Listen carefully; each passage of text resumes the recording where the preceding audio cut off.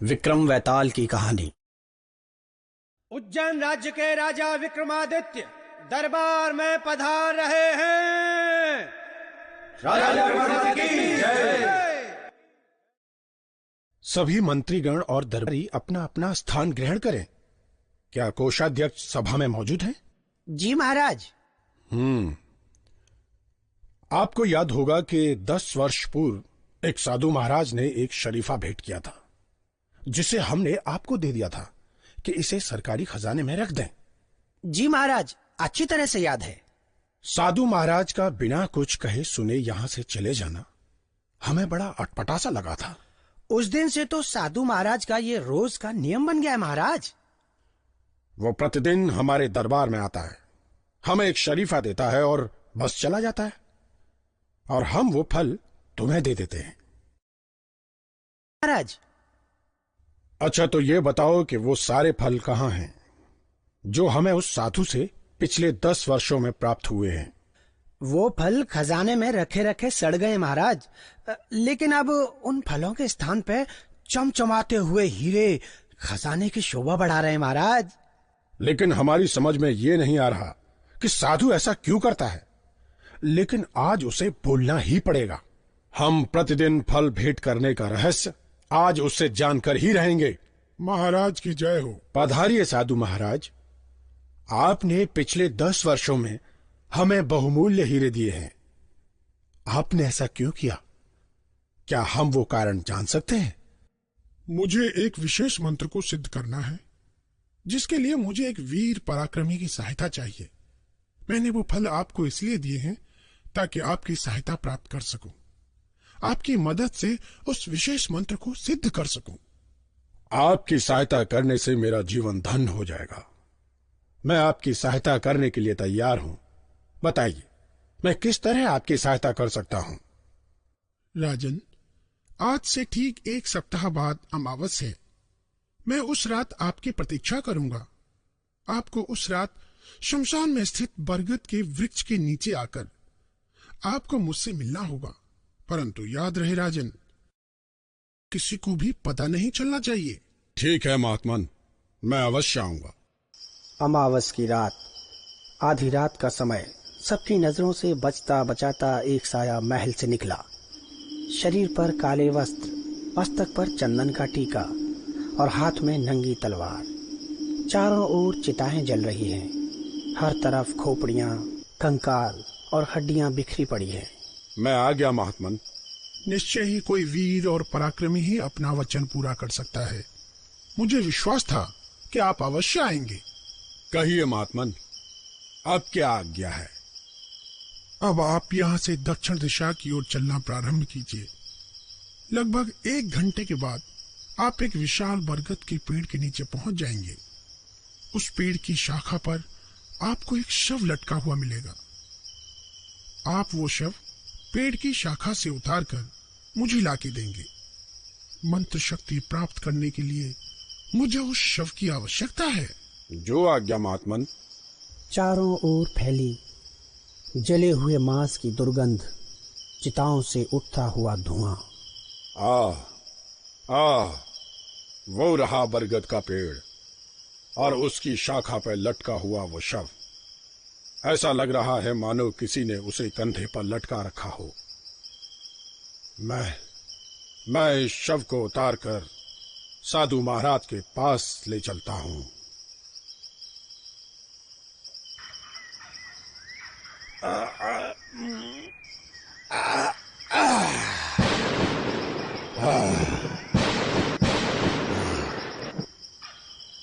क्यों राजन, थक गए ना? चुपचाप मेरे कंधे पर पड़े रहो। राजन, तुम्हारी थकान दूर करने और समय बिताने के लिए मैं तुम्हें एक कहानी सुनाता हूँ। याद रहे, कहानी के बीच तुम एक शब्द भी नहीं बोलोगे, और बोलोगे तो मैं वापस उड़ जाऊंगा जहां से तुम मुझे लाए हो। हाँ?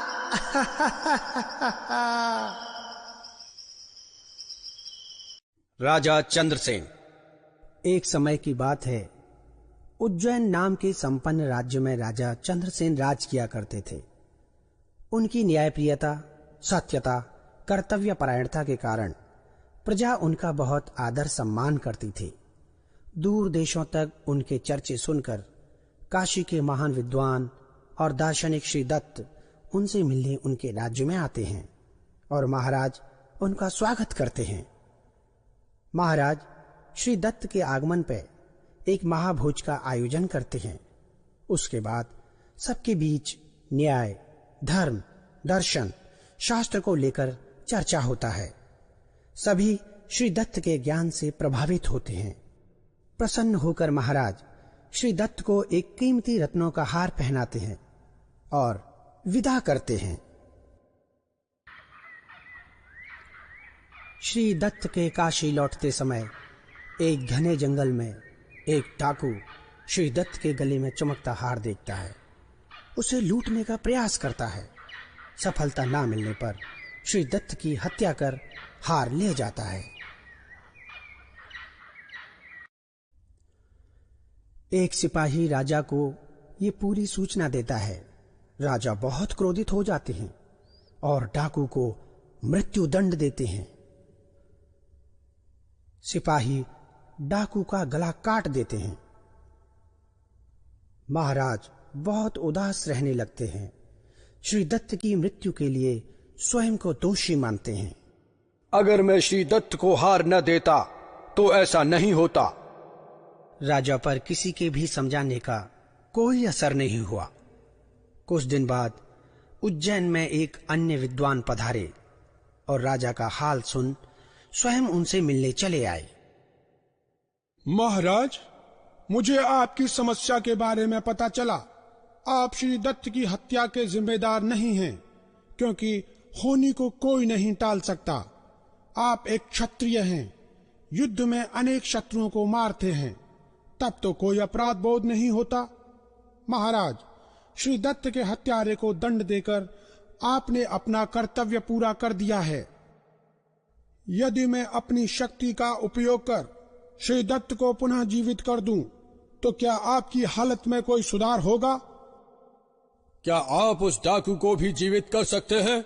मैं सदैव कृतार्थ रहूंगा। नहीं महाराज, मैं केवल एक व्यक्ति को ही जीवित कर सकता हूं। यदि ऐसा है तो श्री दत्त को वापस जीवित कर मैं और बड़ा अपराधी नहीं बन सकता। अब तुम बताओ राजा विक्रम कि राजा चंद्रसेन ने ऐसा क्यों किया। मैं जानता हूँ राजन, तुम्हें सही जवाब पता है। जानते हुए भी नहीं बताया तो तुम्हारा सर कट जाएगा, और अगर तुमने बताया तो मैं वापस चला जाऊंगा राजन।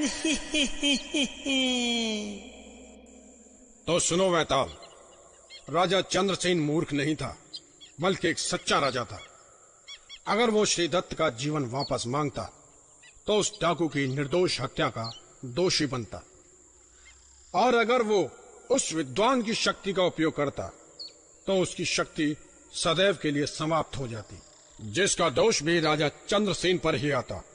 इसलिए उसने ऐसा नहीं किया। तुमने एकदम सही कहा विक्रम। इससे पता चलता है कि तुम एक सच्चे और न्यायप्रिय राजा हो, पर तुमने बोलकर अपना प्रण तोड़ दिया राजन। इसलिए मुझे वापस जाने से कोई नहीं रोक सकता। स्वप्न सुंदरी।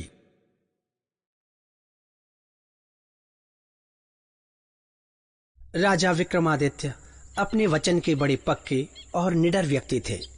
साधु को दिया वचन निभाने के लिए एक बार फिर उन्होंने वैताल को पकड़ा और फिर वैताल बोला, तुम वचन के पक्के हो विक्रम, पर मुझे आशा है ये सब तुम धन या स्त्री के लालच में नहीं कर रहे, बल्कि अपने वचन का मान रखने के लिए कर रहे हो। इसी पर मैं तुम्हें एक कहानी सुनाता हूँ, और ध्यान रहे कहानी सुनाते समय अगर तुम बीच में बोले तो मैं उड़ जाऊंगा राजन, उड़ जाऊंगा।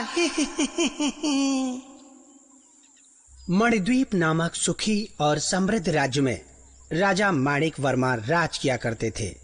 राजा के विवाह के करीब 20 साल बाद उनके एक पुत्र उत्पन्न हुआ जिसका नाम सुधीर रखा गया। धीरे धीरे वो बड़ा होने लगा और राजा बूढ़े होने लगे।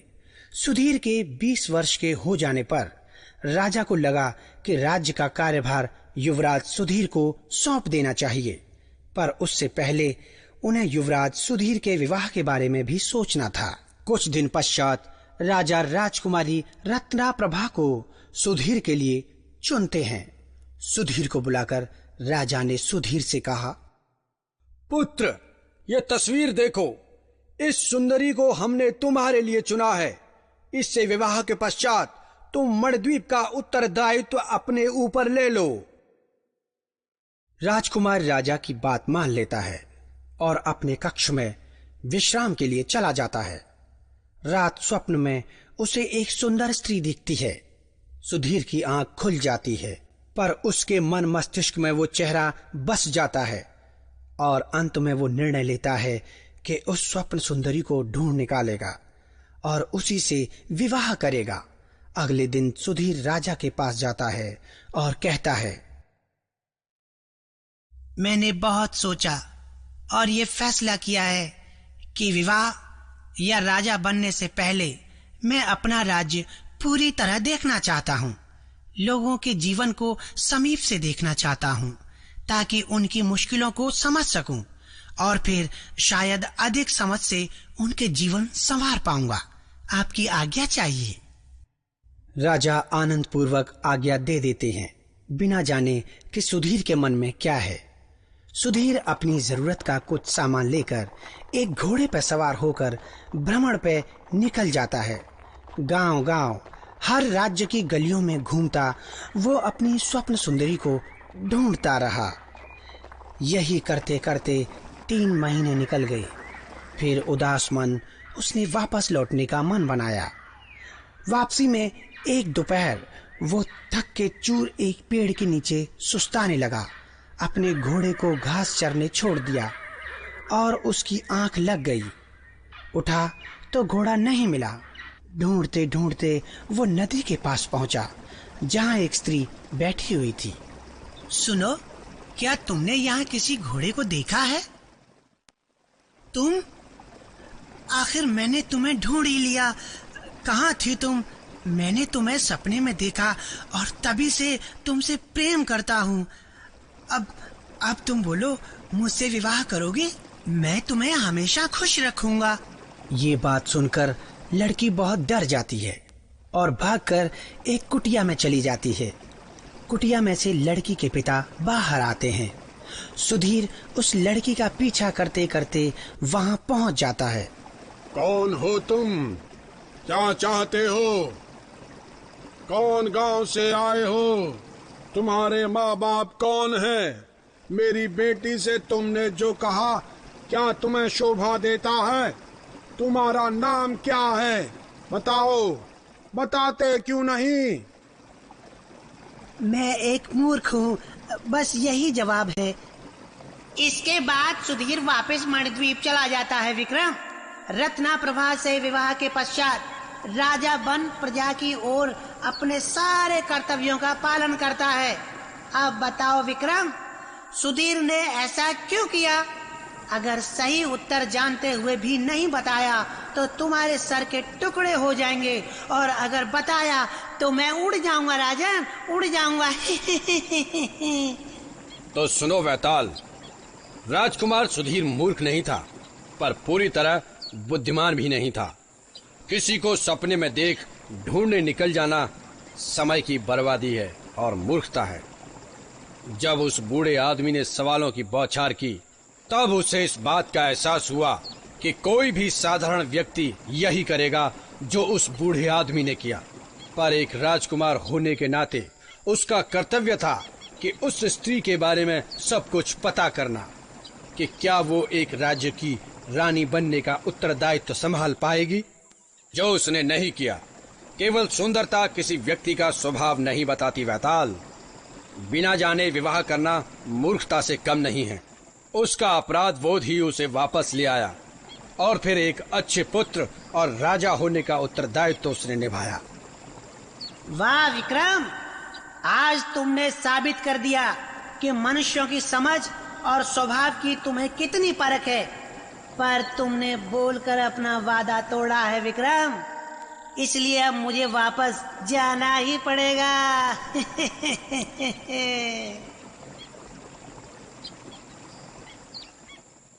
ट्रू जस्टिस, सच्चा न्याय।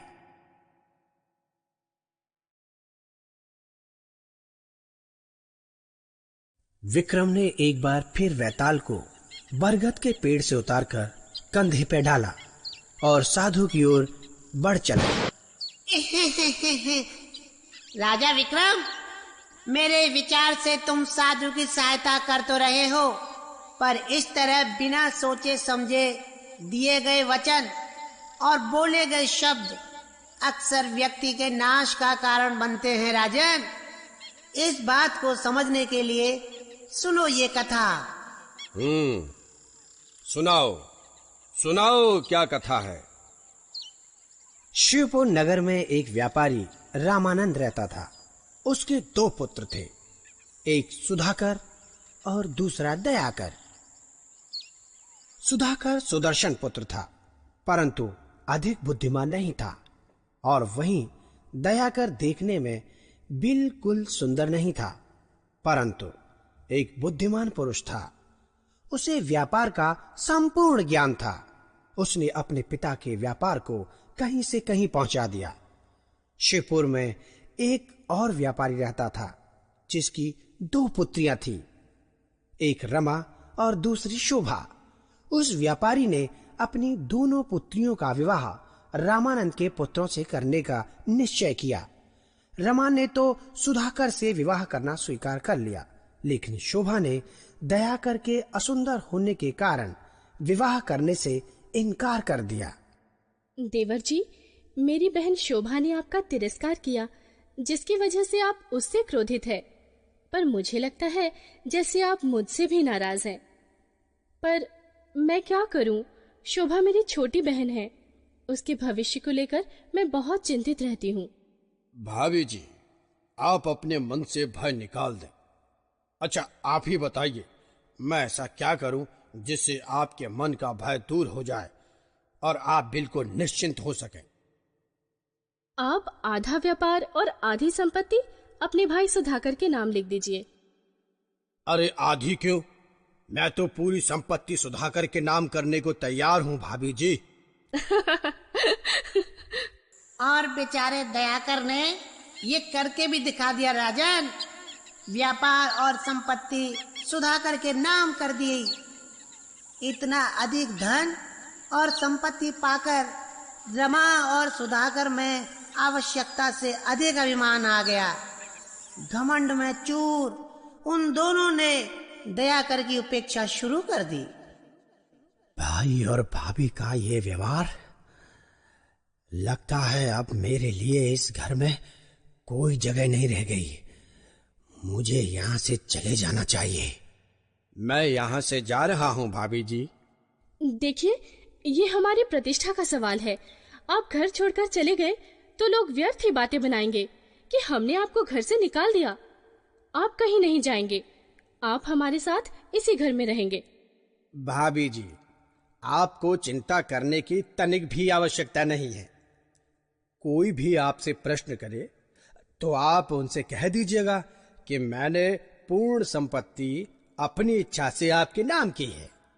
मैं अपनी बुद्धिमता और समझ से धन अर्जित करने जा रहा हूं। धन कमाने के पश्चात ही वापस लौटूंगा। और जहां तक शोभा का मेरा तिरस्कार करने का प्रश्न है, तो मैं शोभा से भी अधिक सुंदर स्त्री से विवाह करूंगा। तो राजन, सुन रहे हो ना तुम? सुधाकर ने ये कसम खाई और निकल पड़ा घर से। वो बेचारा भूखा प्यासा जंगल में इधर उधर भटक रहा था कि उसे 2 व्यक्ति घायल अवस्था में मिले, जिनका सारा धन डाकुओं ने लूटा था। ओ युवक, नाम क्या है तुम्हारा? मेरा नाम दयाकर है और मैं शिवपुर के एक व्यापारी रामानंद का पुत्र हूँ। मैंने पिता के स्वर्गवास के पश्चात सारी संपत्ति अपने भाई के नाम कर दी। अपनी मेहनत से धन कमाने का प्रण लेकर घर से निकला हूँ। मेरा नाम रत्नाकर स्वामी है और ये मेरा सेवक कुसुमाकर है। मेरा व्यापार बहुत फैला है, पर ईश्वर ने मुझे कोई पुत्र नहीं दिया जो इस व्यापार को संभाल सके। तुमने हमारी सहायता की है, इसलिए मैं चाहता हूँ कि तुम मेरे साथ चलो और मेरा व्यापार संभालो। मैं तुम्हें रहने की जगह भी दूंगा और मुनाफे का हिस्सा भी दूंगा। तो राजन, दयाकर ने व्यापारी की बात मान ली और उसके साथ बीजपुर चला गया।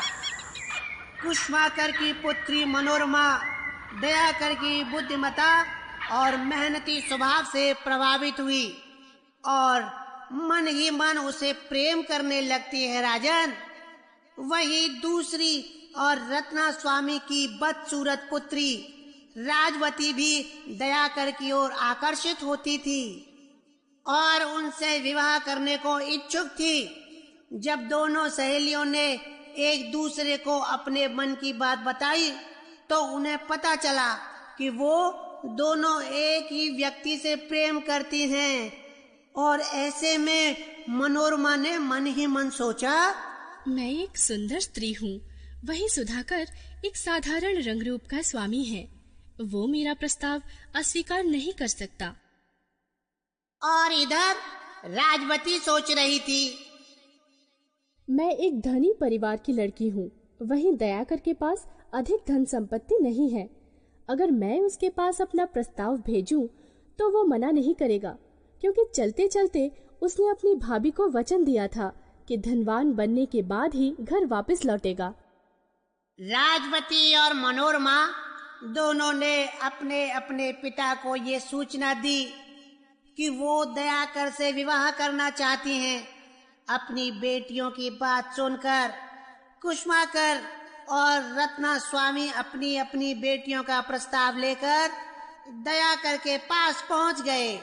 दयाकर ने थोड़ी देर विचार करने के पश्चात रत्ना स्वामी का प्रस्ताव स्वीकार कर लिया और कुछ दिन पश्चात दयाकर और राजवती का विवाह धूमधाम से संपन्न हो गया। राजन तो बताओ राजन, दयाकर ने मनोरमा का प्रस्ताव स्वीकार क्यों नहीं किया, जबकि वो सुंदर थी और राजवती सुंदर नहीं थी?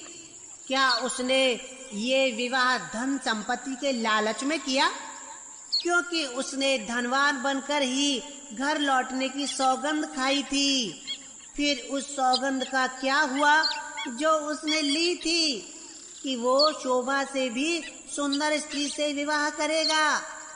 राजवती से विवाह करके उसने सौगंध क्यों तोड़ दी? राजन बताओ, बताओ राजन, मेरे प्रश्नों के उत्तर दो। अगर सही उत्तर जानते हुए भी गलत उत्तर दिया तो तुम्हारे सर के टुकड़े हो जाएंगे। राजवती से विवाह कर दयाकर ने बिल्कुल उचित किया। उसने राजवती से विवाह धन की लालसा में नहीं किया था। वो लालची नहीं था। इसका पता इस बात से चलता है कि उसने अपनी इच्छा से अपनी धन संपत्ति अपने भाई सुधाकर के नाम कर दी थी। और उसकी दयाशीलता का पता इस बात से भी चलता है कि जब उसने जंगल में रत्ना स्वामी और कुसुमाकर की सहायता की थी, जब डाकू उन्हें घायल छोड़ गए थे। इसलिए राजवती से विवाह करना उचित और धर्म संगत था। दयाकर को अपने कर्तव्य बोध का पूरा एहसास था।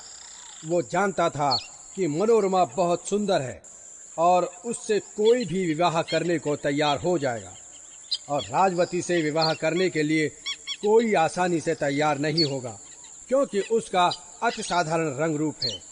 इसलिए राजवती से विवाह कर उसने अपना धर्म निभाया। और जहां तक उसकी सौगंध की बात है कि वो शोभा से भी अधिक सुंदर स्त्री से विवाह करेगा, तो वो कसम उसने क्रोधवश जल्दबाजी में खाई थी।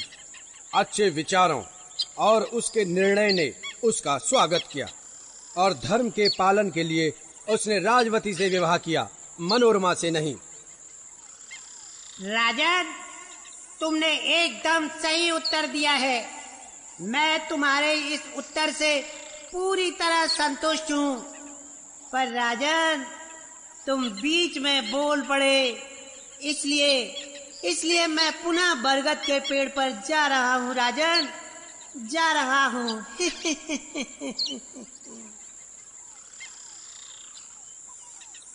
आश्चर्यजनक कहानी।